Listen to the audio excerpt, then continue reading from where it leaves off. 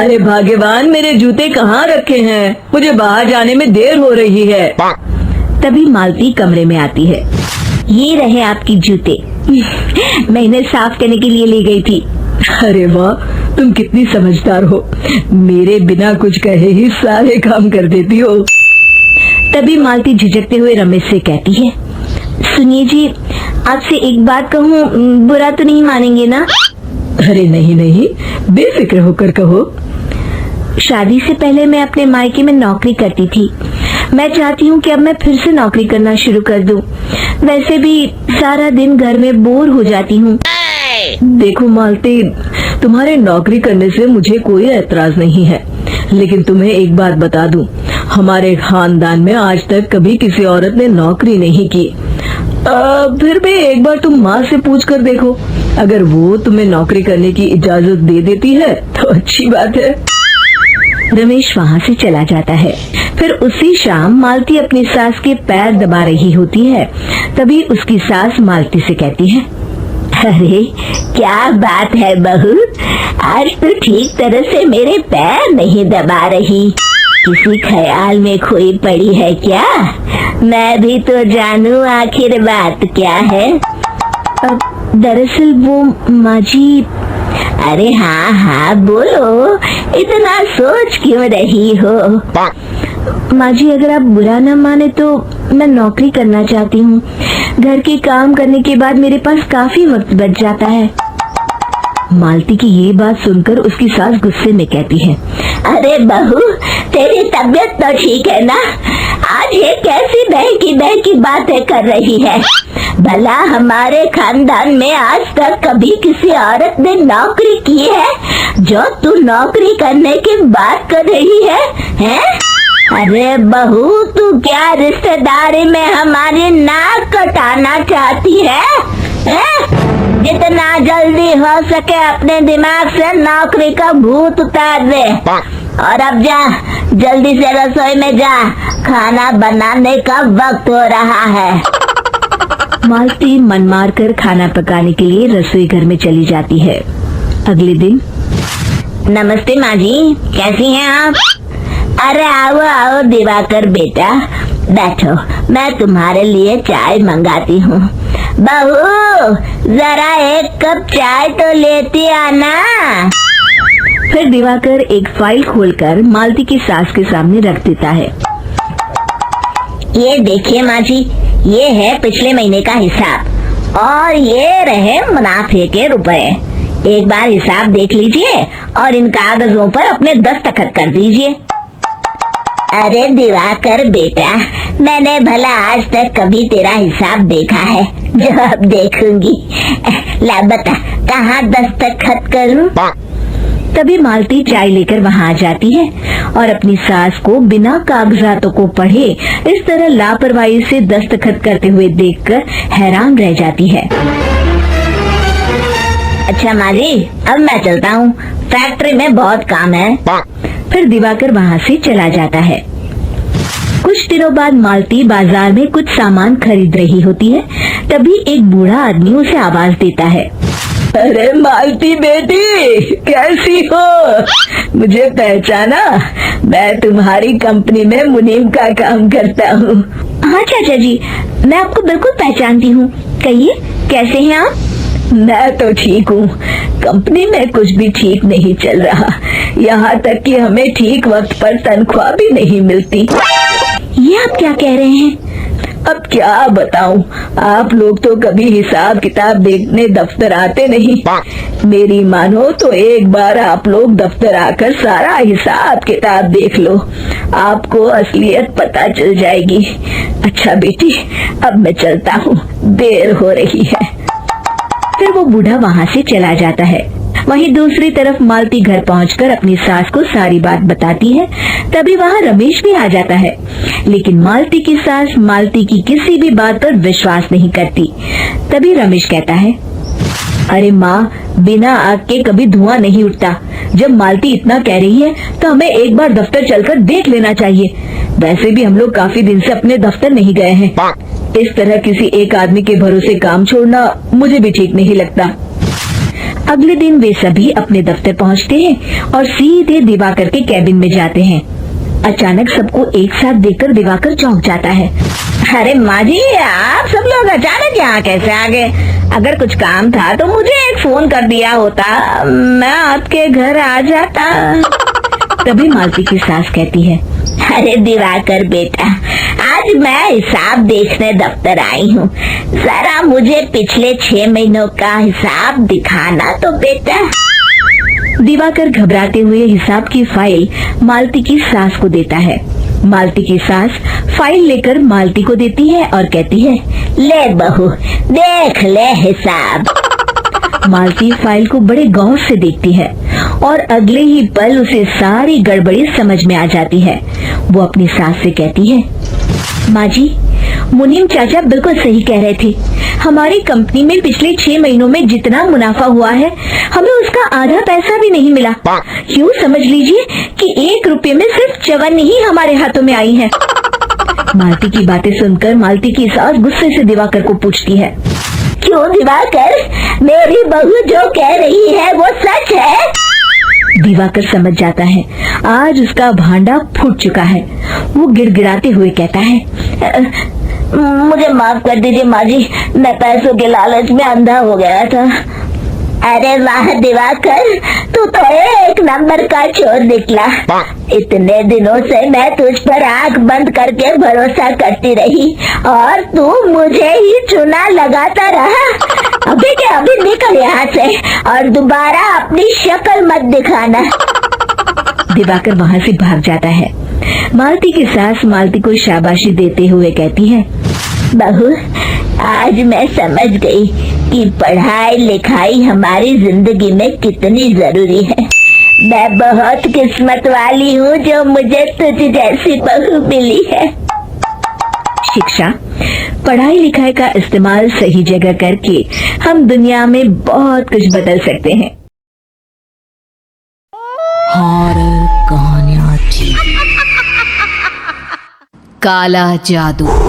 अपने बेटे रिशु के माथे से टपकते हुए पसीने को देखकर सविता की हालत खराब हो गई। ऐसा आज पहली बार नहीं हुआ जब रिशु नींद से घबरा कर जागा है।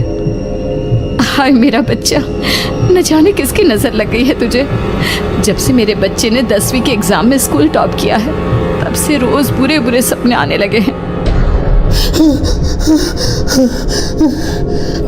हाँ माँ, मैंने आज फिर से एक काले साए को देखा। वो यहीं मेरी आंखों के सामने खड़ा था। माँ मुझे बचा लो माँ। वो मुझसे कह रहा था कि मुझसे बदला लेगा। माँ कहीं ये प्रशांत। चुप कर, कैसी बात कर रहा है? दोबारा उसका नाम मत लेना। तुझे पता है ना, उस प्रशांत ने आत्महत्या कर ली, तो बार बार उसका नाम मत लिया कर। मम्मी, क्या सच में प्रशांत ने आत्महत्या की थी? चुप कर, बहुत सवाल पूछता है आजकल। और फिर रात के वक्त सविता के पूरे घर में एक अजीब सा काला धुआं छाने लगा। गहरी नींद में सोई सविता की जैसे ही आंख खुली, उसका दम घुटने लगा। वो दौड़कर रिशु के रूम की तरफ गई, जहां उसके दरवाजे पर घूमती एक काली परछाई देख वो बुरी तरह से घबरा गई। कौन है वहाँ? कौन है? सामने आओ। ये मैं हूँ, तुम्हारी काली करतूत।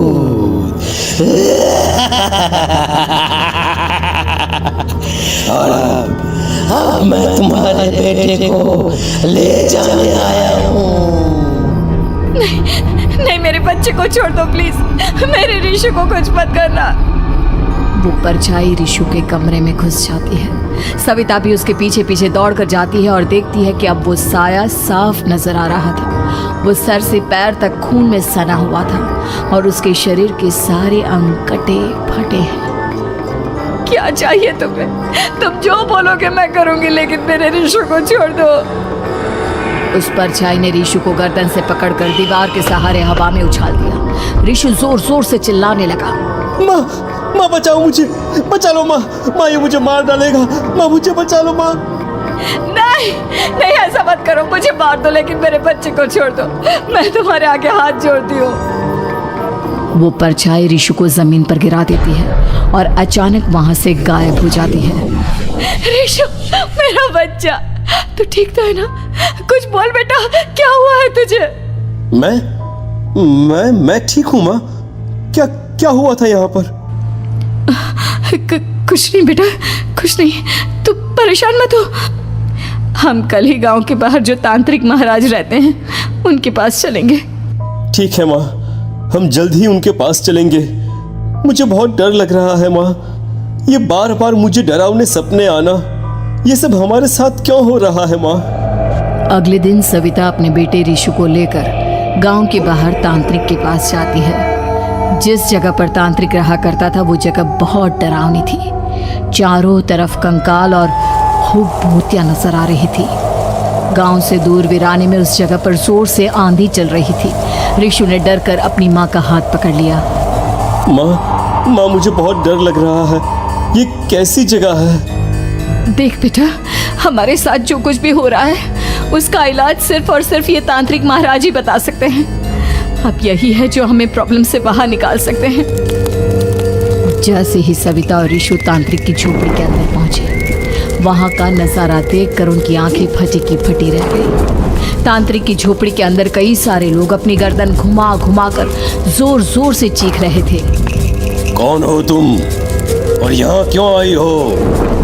महाराज, मेरे बेटे को कुछ दिनों से एक डरावनी काली परछाई नजर आती है और कल रात उसने मेरे बेटे पर हमला भी कर दिया।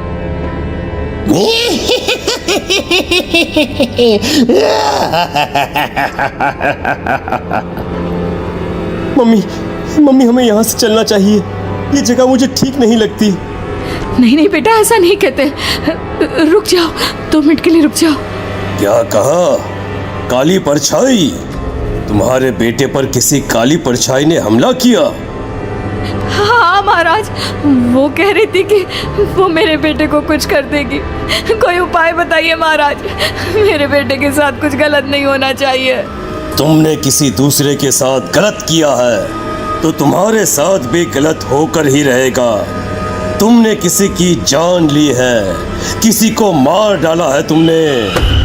नहीं महाराज, मैंने ऐसा कुछ नहीं किया। मैंने किसी की जान नहीं ली। मुझे कोई उपाय बताइए।